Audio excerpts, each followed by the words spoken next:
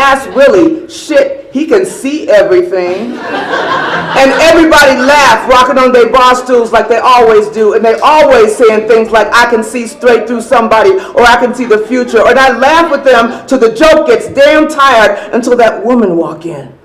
The one with the bend at her waist and hips like water. The one who makes me think that even a freak might be able to be folded into warm. And I turn the whole of my flickering light toward her, straight out praying that just one time she looks into and not past my eyes.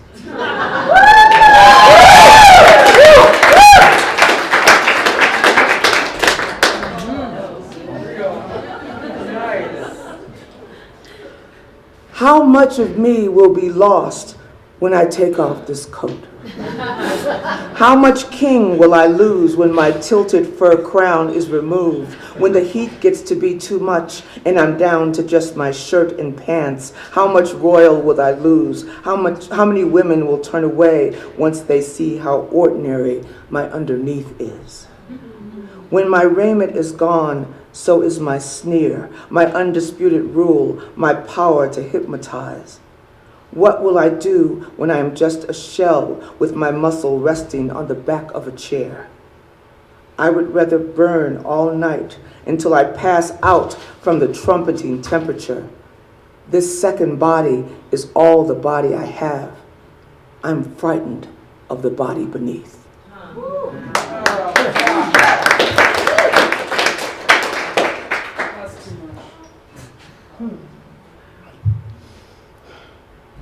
You put a dip in your hip, you let your backbone slip. You keep your eyes on the prize and make his nature rise. You set your mind on the grind, you make a man go blind. When you score on the floor, you make him beg for more. And when you snare with a stare, you know it just ain't fair. You put a dip in your hip, you keep your eyes on the prize, you set your mind on the grind. Then you score on the floor, you snare with a dare, you let your backbone slip. You make a nature rise. You make a man go blind, you make him beg for more. You know it ain't fair, you know it just ain't fair. You know it just ain't fair, you know it just ain't fair. You know it just ain't fair, you know it just.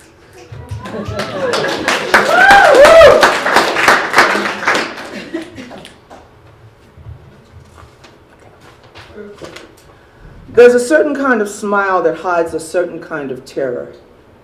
It's a wide smile, stunned and exact, flirting with an unreal scream. It may be trying too hard. It lives in a shiny, cherry-scented circle of its own blood. It hurts the mouth. Some smiles hide everything and nothing at all. They march in place and horrify everyone who sees. The smile becomes the spirit of the blade in the glass, all that wet and blatant hope. The smile becomes the whole face, the hardwired hair, the drooped and desperate body. Look long enough, and all you'll be able to see is that frightening jolt of white, the whispered, please, of it.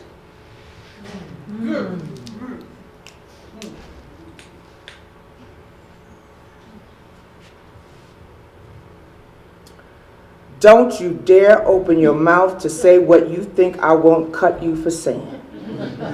Just look at the blades my eyes are. I am the overwhelmed, the fierce beauteous. I'm what you dream but are terrified to utter. Best to trip your way back across the crowded floor. Best to look for that woman you came with. Bury your nose in her shield of perfume. Dance with your hips fitted to hers. Don't think about the secret I spit in your ear. Don't think about my mouth and what I said it could do.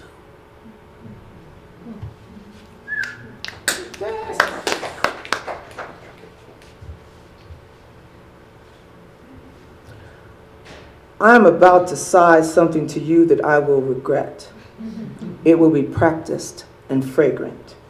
It will most likely be a lie. It's just that the music is forcing me forward. Your shoulders are damned hypnotic, and who remembers what we say here anyway? So please listen with half your heart. Don't take root in this vague promise, because I doubt it means anything further than tonight. I am about to whisper something to you. Take it as seriously as you take this song. What I say will make your body move like fluid. It will coax you back and back and back against me. What I reveal will already be something that is about to end.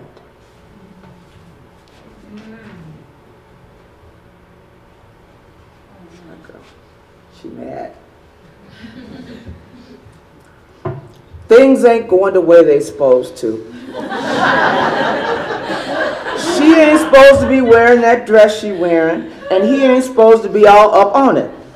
I'm not supposed to be sitting here this mad, this early for this long. I ain't supposed to be holding my coat like I'm half in and half out of this place, like I can't decide if even this man is worth it. Things were supposed to be different. I was supposed to be in his arms because they was my home for the night. I was supposed to be a little drunk, a whole lot of sparkling. Things sure ain't going the way they supposed to. Heat rising up like a lit match inside me, my one hot hand shaking neath the table. My lying mirror didn't lie to me about this morning.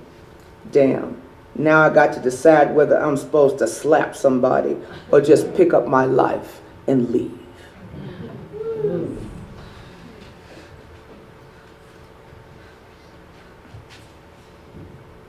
I'm going to finish with part of the introduction to the book. Damn. Nighttime Chicago hurtles through its hours without apology or grace.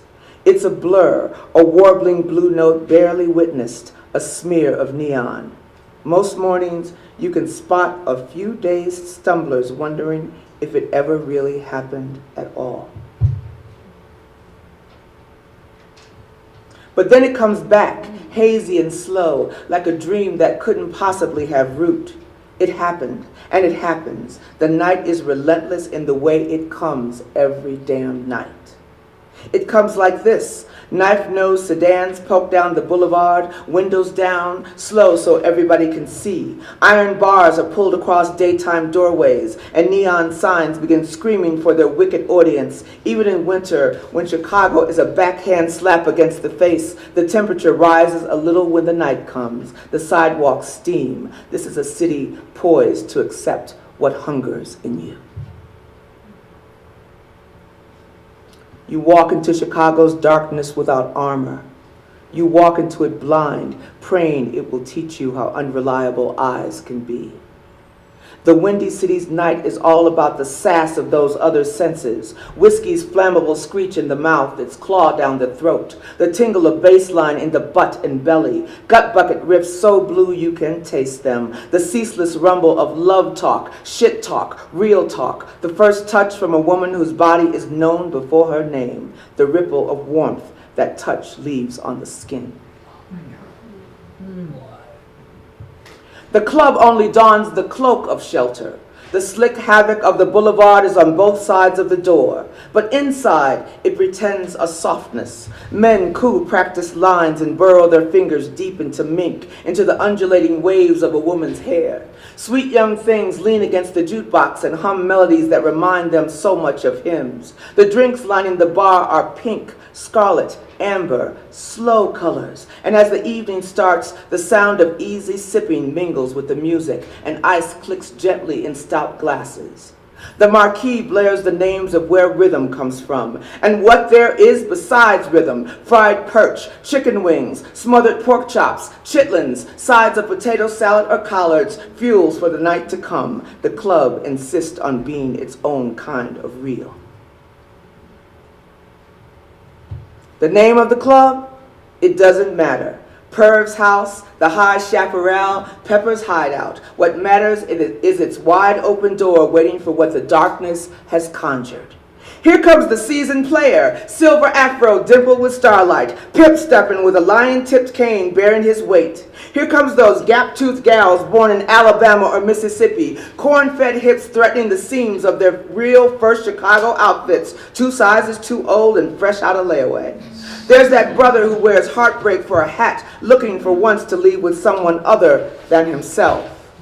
Oh, and there's that sissy boy, pompadoured and perfumed, grateful for this one place he could throw his head back, wail his wail, dance with his own damn self. Coming right in behind him is the preacher, convinced that this just might be the place to save souls, beginning with his own.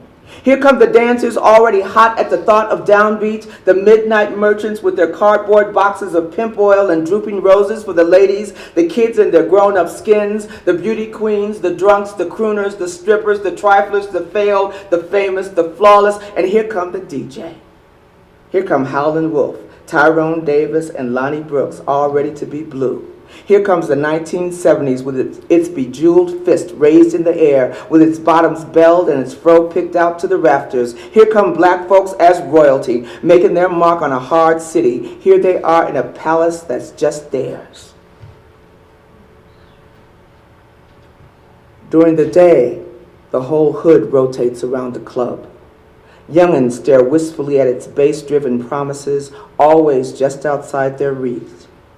Every night, those promises, both broken and fulfilled, whirl in cool black and white under a mirror ball that spews dreams.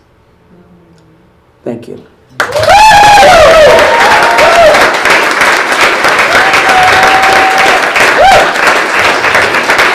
Thank you very much.